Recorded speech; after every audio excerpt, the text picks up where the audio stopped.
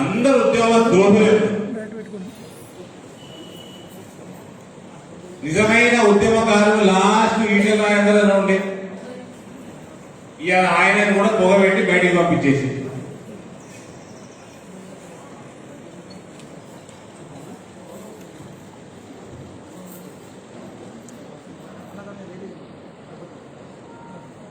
అయ్యా కొడుకులు నిజంగా వాళ్ళు ఉద్యమకారులు అనుకుంటే, వాళ్ళ పార్టీలో అందరు ఉద్యమకారులు ఉన్నారు అనుకుంటే, నిజంగా తెలంగాణ సమాజం కోసం అయ్యా కొడుకులు పనిచేస్తున్నారు అనుకుంటే, బంగారు తెలంగాణ దిశగా ఇవాళ తెలంగాణ పోతున్నది అనుకుంటే, సిగ్గు శరం ఉంటే, దమ్ము ధైర్యం ఉంటే, ఎవరి కోసమైతే నువ్వు ఈటెల రాజేందర్ గారిని బయటికి పంపించినావు, వాడిని తీసుకొచ్చిన క్యాండిడేట్ పెట్టు, నీ కొడుకును పెట్టు క్యాండిడేట్. నీ కొడుకే కనుక అధికార దాహం లేకపోతే నీ కొడుకుకి ఇవాళ ఎలక్షన్ రాకపోదు. కేటీఆర్ కి తెలంగాణ పౌరుషం ఉంటే, రోషం ఉంటే, కేటీఆర్ ఈటెల రాజేందర్ గారి కంటే బ్రహ్మాండంగా ఒక మంత్రిగా పనిచేసింది అనుకుంటే, మునగాయి అనుకుంటే, ఇవాళ కేటీఆర్ ని సవాల్ చేస్తా ఉన్నా, కేసీఆర్ ని సవాల్ చేస్తా ఉన్నా, మీకు ఎట్లా అభ్యర్థి దిక్కులేడుగా. మీ అధికార దాహం కోసం హుజూరాబాద్ ప్రజల ఆత్మాభిమానాన్ని దెబ్బతీసింది మీరు.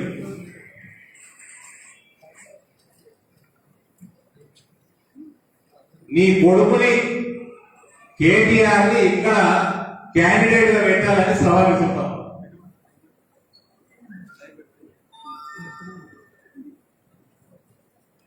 గతే కదా కొడుకు అధికార దాహం కోసమే వచ్చిన ఎన్నికైంది, వేరేదేమి నాకైతే రీజన్ కనబడతలేదు.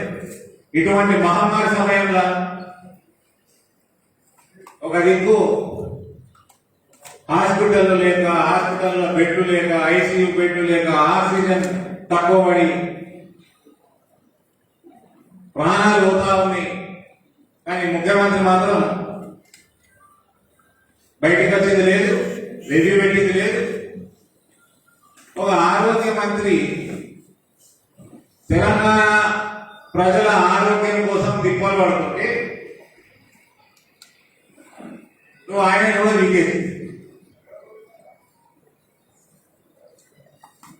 ఎన్నడూ బయటికి రాలే. ఇవాళ కేసీఆర్ అనేది ఆయన జిల్లాలో మాట పట్టిండయో. నేను మొన్న కూడా చెప్పిన, ఇవాళ వాళ్ళు క్యాబినెట్ మీటింగ్ పెట్టుకున్నారు, లాక్డౌన్ బంద్ ఎక్కడికి వెళ్ళి అన్నారు. ఆ మర్నాడికి వెళ్ళి జిల్లాల పర్యటన మొదలైంది. జిల్లాల పర్యటన ముఖ్యమంత్రి మొదలైతే ఎన్ని రోజుల ప్లానింగ్ ఉండాలి తమ్ముడు? మీడియా మిత్రులు చెప్పాలి మీరే. ఇవాళ లాక్డౌన్ బంద్, రేపటి నుంచి ముఖ్యమంత్రి జిల్లాల టూర్. అంటే ముందే ప్లాన్ చేసుకున్నదే కదా. ఈ జిల్లాల టూర్ల కోసము లాక్డౌన్ ఎత్తిపడేసింది. మొత్తం దేశం మొత్తంలో అందరికంటే లాస్ట్ లాక్డౌన్ పెట్టింది మనమే, కేసీఆర్. అందరికంటే ఫస్ట్ మొత్తం లాక్డౌన్ ఎత్తేసి ఆయన.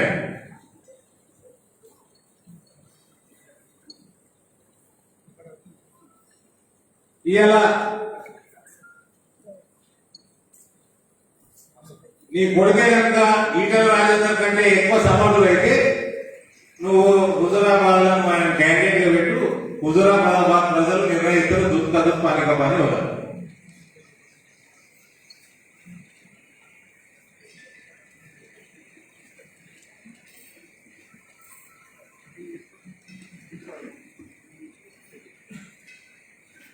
ఈ అప్పారావు సుబ్బారావు యాడికిలో పట్టుకొచ్చి పెట్టే బదులు కేటీఆర్ పెట్టు.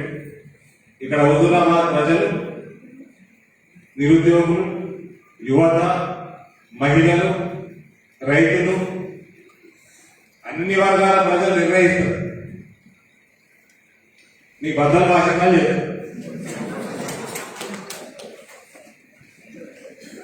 ఇవాళ ఏమనంటే ఓ సంతులు వచ్చినాయి, సంతులు పైసలు సర్పంచ్ కోరేటట, ఎంపీటీసీ కోరేటట, జెడ్పీటీసీ కోరేటట.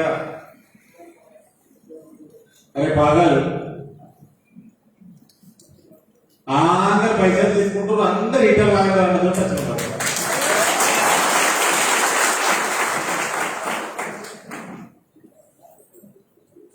పైసలు ఇటు అందుకుంటుండ్రు, వాడు వాళ్ళని పంపించేస్తారు, లీటర్ అందకూ ఉంటుంది.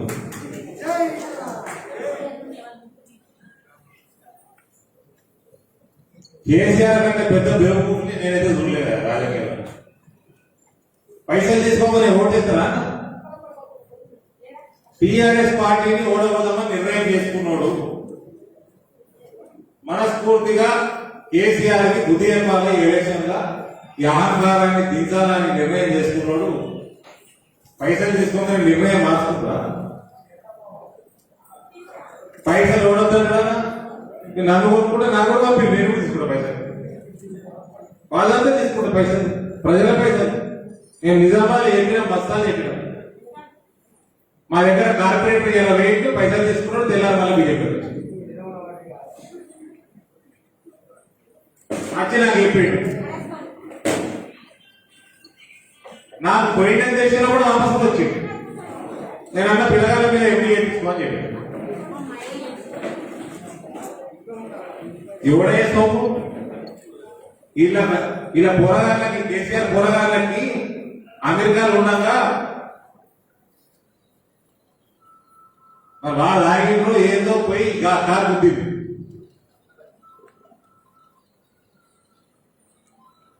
హాస్పిటల్ వాళ్ళు హాస్పిటల్ బిల్లు కట్టేది పైసలు లేకుండా మన కోనె ప్రకాశంగా తెలుస్తుంది బాగా కథలు. అట్లా అయ్యేలా లక్షలు కోట్లు 300 కోట్లట హుజూరాబాద్ ఎన్నిక. ఇంకా రాతప్పుడు 300 కోట్ల రూపాయలు హుజూరాబాద్. అందరు లక్షపతి లేకపోతే ఇప్పుడు ఇంతో అందరూ రాజకీయం చేసిన లక్షాలి గారిగా బాగా పైసలు తీసుకొని కమలం పువ్వుకి ఓటు కూతురు.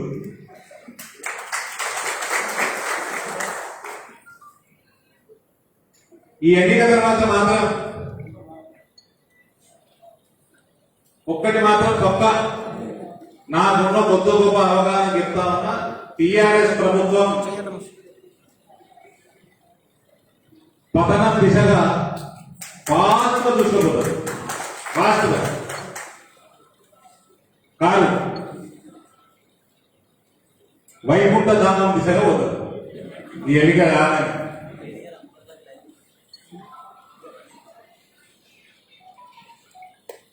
కేసీఆర్ తాత ముత్తాతలు వచ్చినా కూడా టిఆర్ఎస్ పార్టీ ఓటమి ఆగే ప్రసక్తి లేదు. ఇక ఆఫీసర్ని కోరుతా ఉన్నా, దయచేసి చేతులు జోడించి ఓవర్ యాక్షన్ చేయకుండా కలెక్టర్లతో కాళ్ళు ఒప్పించుకుంటున్నాడు. జర ఆలోచన చేయండి. మన ఆత్మాభిమానం, సెల్ఫ్ రెస్పెక్ట్ మనకు ఇంపార్టెంట్. బ్యూరోక్రసీకి ఆత్మాభిమానం కాపాడండి. ఇక ఈ ఎన్నికలలో కూడా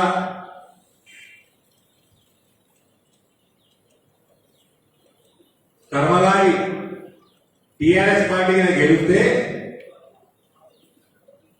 ఆఫీసర్లు బానిసలు అయిపోతారు. ఇక బానిస బతికైపోతుంది ఐఏఎస్ ఆఫీసర్లు.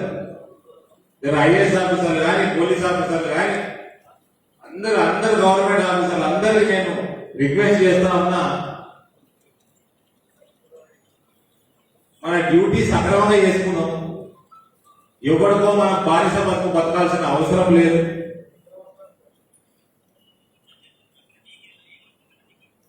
కాబట్టి ఓవర్ యాక్షన్ అర్థంలో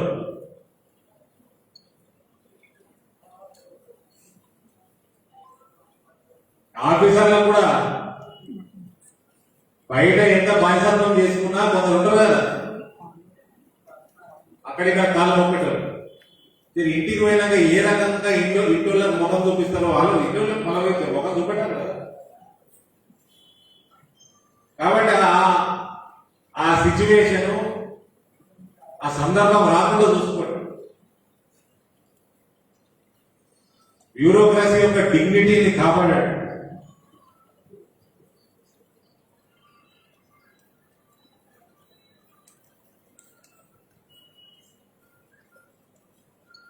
ఇవాళ ఈ ఎన్నిక ఎందుకు వచ్చిందో చెప్పినాను. ఇక్కడ ఈటెల రాజేందర్ అన్న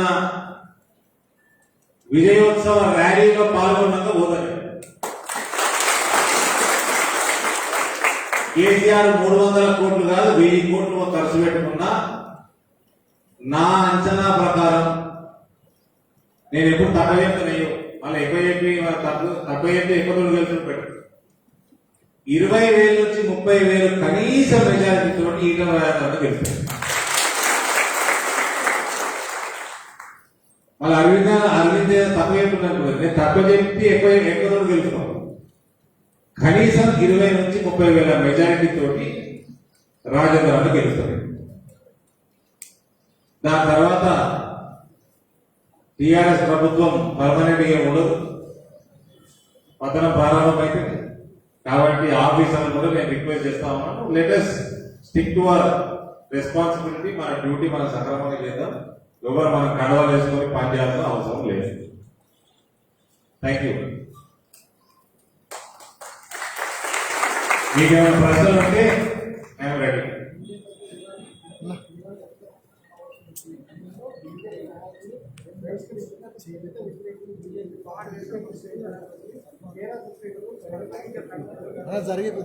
సిగ్గుంటే తెరాస శ్రేణులకి అలా ముఖ్యమంత్రి ఎస్సీ కావాలి కదా. హుజూరాబాద్ ఎఫెక్ట్ ఇది. జిల్లాల పర్యటనలు, ఇవాళ ఎస్సీ సోదరుల మీద ప్రేమ, ఇదంతా కూడా హుజూరాబాద్ వైరస్. దాని రిజల్ట్ ఇది. దొంగ బూటలపు మీటింగ్ ఇవన్నీ. నన్ను మీడియా మిత్రులందరూ టీఆర్ఎస్ శ్రేణులు ఎవరైతే అంటున్నారో వాళ్ళని రిక్వెస్ట్ చేస్తున్నా, నన్ను తీసుకుపోయి ఇంటే ఉంటా, నేను ఒక్కడే వస్తా. ఎందరికి 3 ఎకరాల పొలం ఇచ్చిండు, ఎందరికి డబల్ బెడ్రూమ్ ఎస్సీలకు ఇచ్చిండు, ఏ ఎస్సీలకి ఏ పదవులు ఇచ్చిండు. ఎస్సీలని కేసీఆర్ అవమానించినంత చరిత్రలో ఎవరు అవమానించలేదు. కడియం శ్రీ గారి రావచ్చు, రాజయ్య రావచ్చు, ఈ దొర అహంకారం అడ్డు అదుపు లేకుండా అయిపోయింది. కాబట్టి ఈ దొంగ మీటింగులు, ఎలక్షన్ల కోసం డ్రామా మీటింగులకి పోవాల్సిన అవసరం లేదు.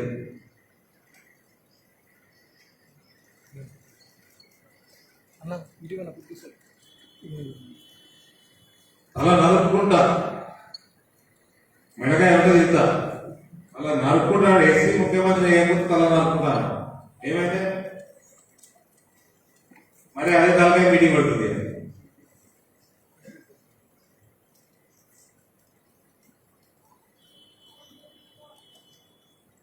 ఆయుష్మాన్ భారత్ పెట్టిండా? ఎందరు చనిపోయింది? 1000 మంది చనిపోయింది, లక్షల మంది కోట్లాది రూపాయలు అప్పుల పాలే. ఏది ఆయుష్మాన్ భారత్? ఏది?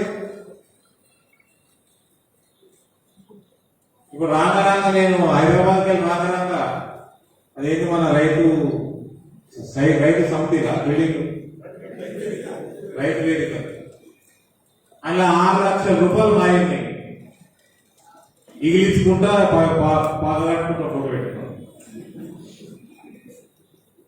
ఏడ తిరిగిన జమ్మికుంటా చూడబుద్ధి కానీ కోడింగ్ కానీ వాటికి వచ్చి పాడేది. ప్రజలు తట్టుకోలేదు కదనే, ప్రజలు తట్టుకోరు. తిన్నది బయటకు వస్తుంది.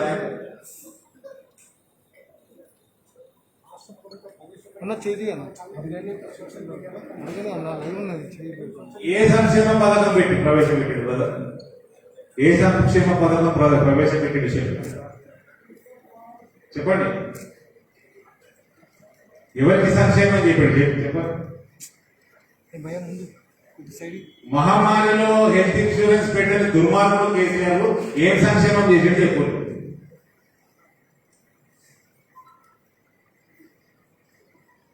ఒక్కటి చెప్పండి ప్లీజ్.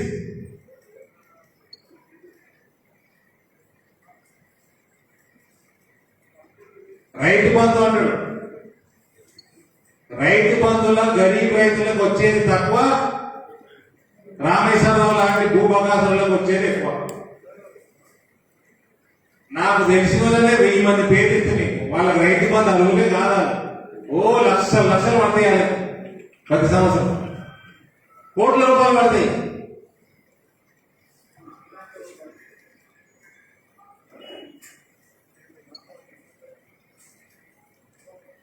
ఈయన ప్రామిసులు చేసిన ఒకటైనా డెలివరీ చేసిందా? ఒకటా రెండా? మన దగ్గర రైతాంగా ఉండవు హుజురాబాద్. ఏమైనా యూరియాలు, ఫర్టిలైజర్లు, పొటాష్ ఏదో అన్నాడు.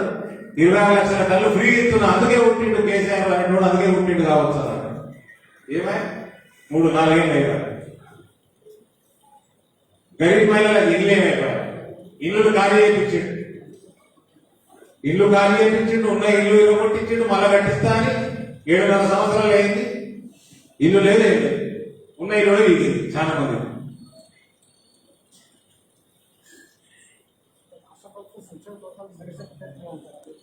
ఒక్కటి చెప్పు కదా, ఒక్కటి పనికొచ్చే సంక్షేమ పథకం చెప్పు. మీరు మరీ ప్రశ్న వచ్చారు కదా, పథకాలు ఒక్క పథకం చెప్పు. కేంద్ర ప్రభుత్వ నిధులు లేకుండా రాష్ట్ర ప్రభుత్వం నడుపుతున్న ఒక్క పథకం చెప్పండి సార్. మైనారిటీలకి ఇచ్చే అది ఏమంటారన్నా షాదీ ముబారక్ పథకంలో కూడా కేంద్ర మైనారిటీ వెల్ఫేర్ ఫండ్స్ ఉన్నాయి.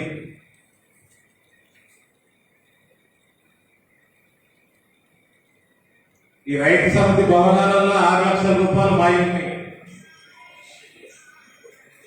వైకుంఠ ధామాలు పైసలు మాయి రంగులాంటి ఇచ్చే రేషన్ల 99% కేంద్ర ప్రభుత్వ పైసలు. మీకు పడే రోడ్లన్నింటిలా ఇప్పుడు హుజరాబాద్ రాజధాని మంచి డెవలప్ చేసుకున్న రోడ్డు మంచిగా, నేను తిరిగినది మంచిగా, సిసి రోడ్లు అన్న పైసలు కేంద్రాన్ని, జిఎస్ఐ గ్రామీణ సడక్ యోజన పైసలు కేంద్రాన్ని, కేసీఆర్ కిట్టుల పైసలు మాయి, మిషన్ భగీరథ అంటున్నాడు. జలశక్తి నుంచి మా దగ్గరికి వెళ్ళి 100 కోట్ల రూపాయలు తెచ్చుకున్నాడు. సిగ్గు లేకుండా మళ్ళా తెలంగాణ మీద ప్రేమ లేదు, కాళేశ్వరాన్ని నేషనల్ ప్రాజెక్ట్ చేయలేదు అన్నాడు. కాళేశ్వరానికి దాని డీటెయిల్డ్ ప్రాజెక్ట్ రిపోర్టు తో పాటు ఇతర వివరాలను ఇవ్వమని 2016లో రాష్ట్ర ప్రభుత్వానికి రాస్తే ఇవాళ వరకు దానికి రిప్లై లేదు. కేంద్రం నుంచి అలా ఫండ్స్ వస్తే అకౌంటింగ్ ఆడిటింగ్ మొత్తం కేంద్రం చేతులకు పోతుందని, ఈయన బండారం బయటపడుతుందని, ఈయన 1,00,000 కోట్ల రూపాయలు మిగిలిన బయటపడుతుందని ఇలా ఆ కాగితాలు కూడా ఇస్తలేడు. ఏం సంక్షేమం చేస్తున్నారు బ్రదర్ చెప్పండి. 4 లక్షల కోట్ల అప్పు చేసి మన నెత్తి మీద అప్పుల భారం పెట్టిండు తప్ప ఇంకేం చేయలేదు. చెప్పండి ఎవరికి సంక్షేమం చేసి?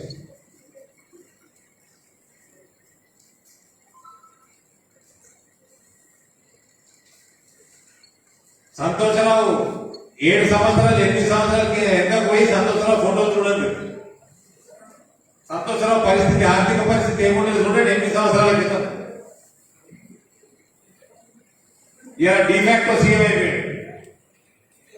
ఆయన ఒక ముఖ్యమంత్రి, కేటీఆర్ ఒక ముఖ్యమంత్రి, ఆయన బిడ్డే ఈ రాష్ట్రానికి మొట్టమొదటి మహిళా ముఖ్యమంత్రి. అలా ముసాయనేమో ఉన్నపది ఊసకూడదు, ఇలా పూర్వాలు ఊసకూడదని ఆయన టెన్షన్ ఆయన గట్టిగా పట్టుకొని కూర్చోడం కూర్చుంది.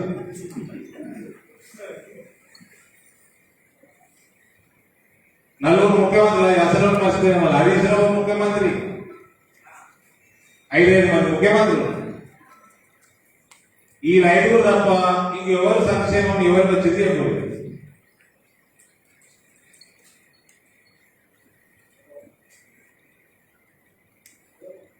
రైతులకి ఫ్రీ కరెంట్ ఇస్తా అంటున్నాడు.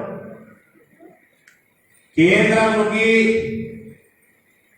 అప్పులు చేసుకుంటా 4 లక్షల కోట్లు అప్పులు చేసి ఇక్కడ 4 లక్షల కోట్ల దాదాపు 1,00,000 కోట్లు విద్యుత్ అప్పు చేసింది.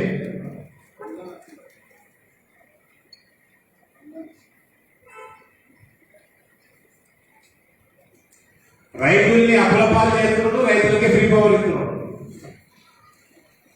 రైతు రుణమాఫీ ఏమైంది?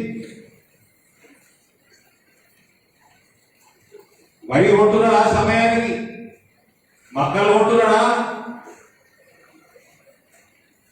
మా జిల్లాలో పసుపు పడుతుంది, వాళ్ళకి మార్కెట్లో ధర చెప్పినట్టు మేము చేసినాం.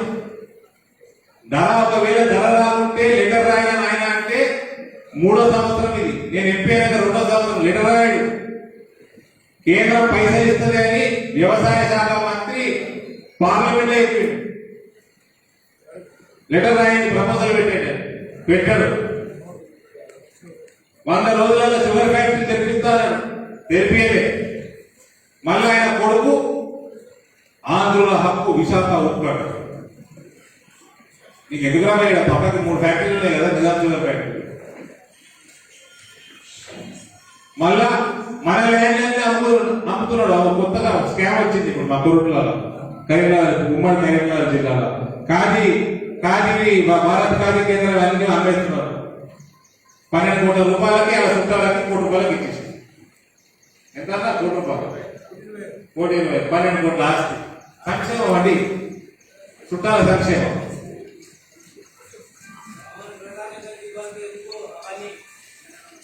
ఇది సంక్షేమం నడుస్తున్నది తెలంగాణలో. మళ్ళీ కేటీఆర్ అడుగుతా ఉన్న ఆంధ్రుల హక్కు విశాఖ ఉక్కు అంటారు. మరి ఇక్కడ అన్ని అభ్యర్థులు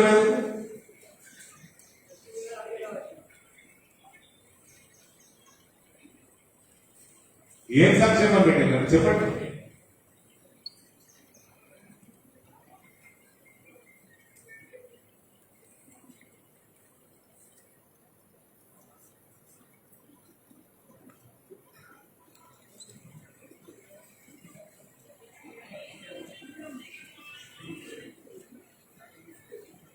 అయిపోయినా?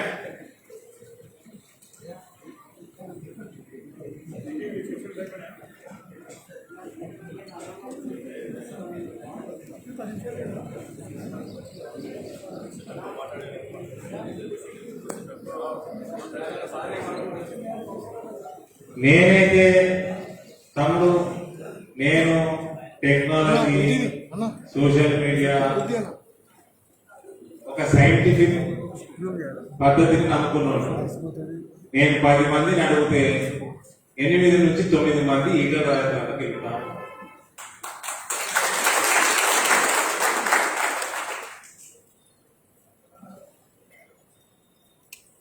మెజారిటీ ఎక్కడికో పోతుంది. నేను ముందే చెప్పిన, అందుకని నేను తక్కువ చెప్పి ఎక్కడోడు గెలుపుతాను తప్ప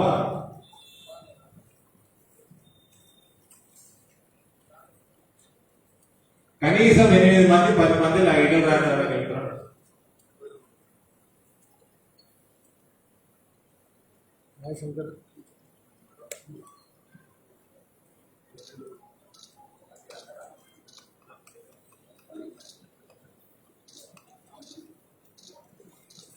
మాకు సవాలు కేటీఆర్ ఇక్కడ నిలబడాలి. అది ఎవరి కోసమైతే ఎన్నిక వచ్చిందో ఆయన నిజంగా మొనగాడైతే ఆయన క్యాండిడేట్ కావాలి.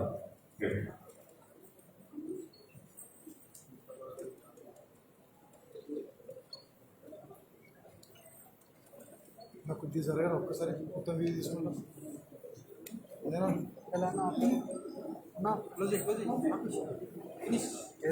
ప్రస్తుతులందరికీ